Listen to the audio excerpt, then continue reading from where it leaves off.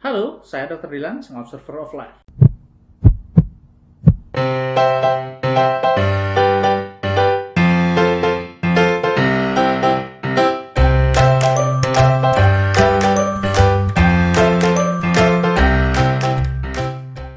Tahu nggak Anda, untuk bisa mengatasi sensasi yang Anda rasakan karena kecemasan yang Anda alami, itu ada dengan dua cara. Nah, apa caranya? Sebelum saya jelaskan, saya akan memberikan pertanyaan dulu kepada Anda. Pernah nggak Anda ketika mau presentasi, mungkin jadwalnya minggu depan nih, atau ketika Anda akan ketemu dosen Anda, juga misalnya jadwalnya minggu depan, atau menunggu hasil pengumuman tes, apakah Anda lulus atau tidak. Saat menjelang hari-hari tersebut, Anda merasakan ketidaknyamanan. Ya, gelisah, susah tidur, cemas, debar-debar, selera makan menurun, ya. Kemudian takut hal-hal buruk yang akan terjadi, kepikiran overthinking, misalnya nggak lulus nanti kayak mana, atau mungkin presentasinya nanti nggak maksimal, kemudian nanti akan jadi bulian orang lain, atau mungkin pemikiran Anda terkait ketemu dosen nanti mungkin pertanyaannya terlalu banyak dan Anda nggak bisa menjawab. Nah, pemikiran-pemikiran itu membuat gejala-gejala tubuh Anda memunculan. Pernah? Nah, tapi uniknya ketika misalnya pengumuman sudah keluar, ketemu dosen sudah selesai, presentasi selesai. Nah, gejala yang tadinya mengganggu Anda itu hilang semua. Tidak ada perlu makan apa-apa, hilang semua, ya. Lambungnya makannya jadi enak lagi, tidurnya nyenyak lagi, dan semua gejala yang sebelumnya dirasakan hilang. Pernah Anda mengalami itu? Sebelum kejadian, begitu merasakan ketidaknyamanan. Setelah kejadiannya berakhir, ketidaknyamanannya hilang. Nah, oke. Pertanyaan kedua, mungkin Anda penderita NC yang pernah mengalami serangan panik di suatu tempat, atau mungkin seorang penderita fobia, apakah itu pesawat misalnya. Nah, pernah nggak Anda, ketika Anda berada di suatu tempat yang Anda pernah mengalami serangan panik dan akan melewati tempat itu lagi, debar-debar jantung Anda.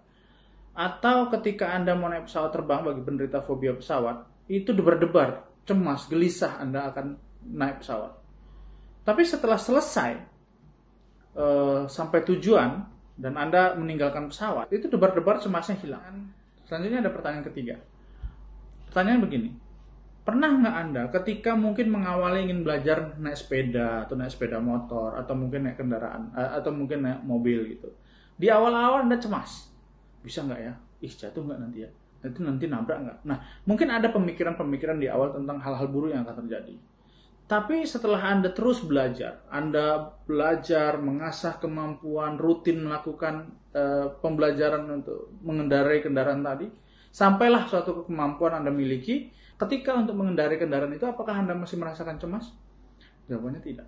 Apa pelajaran bisa kita ambil dari ketiga pertanyaan tadi? Kita harus berangkat dari adanya suatu masalah.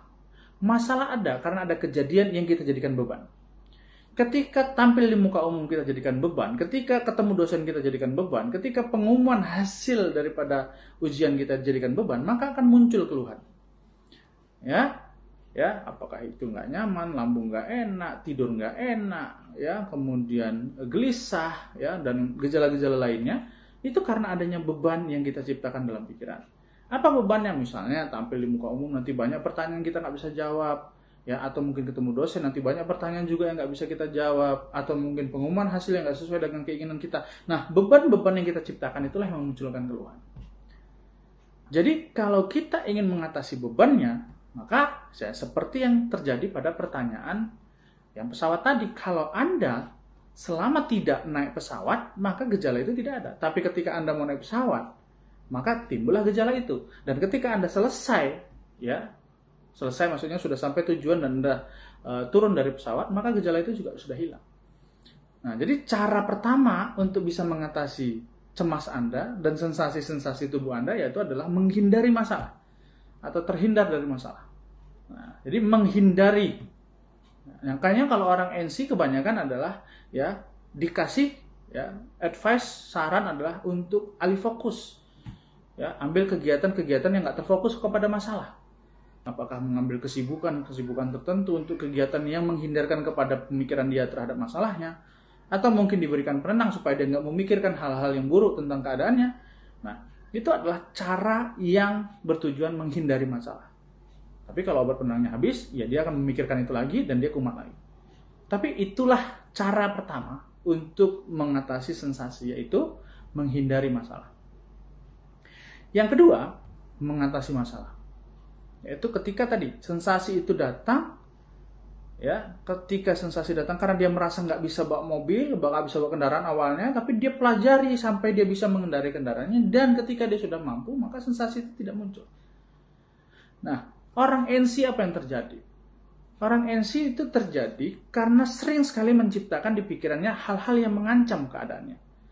Ya, ada kejadian sedikit dikait-kaitkan dengan cerita horor. Ini bakal meninggal, penyakit parah, bakal berpisah, bakal end, ya, penyakit kronis, ya, dan hal-hal lainnya yang selalu menciptakan sensasi tubuhnya sendiri.